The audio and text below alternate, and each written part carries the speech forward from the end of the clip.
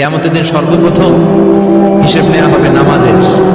নামাজ, বিশ্বনবী ইন্তেকাল করবেন, রূহ বের হয়ে যাচ্ছে, দুই তিনটা শব্দ বললেন, এর মধ্যে একটা ছিল সালাত। সালাত, উম্মতেরা নামাজ, নামাজ, নামাজ ছেড়ে দিও না।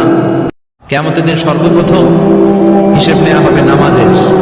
নামাজ, বিশ্বনবী ইন্তেকাল করবেন, রূহ বের হয়ে যাচ্ছে, দুই তিনটা শব্দ বললেন, এর মধ্যে একটা ছিল সালাত। সালাত, উম্মতেরা নামাজ, নামাজ, নামাজ ছেড়ে দিও না।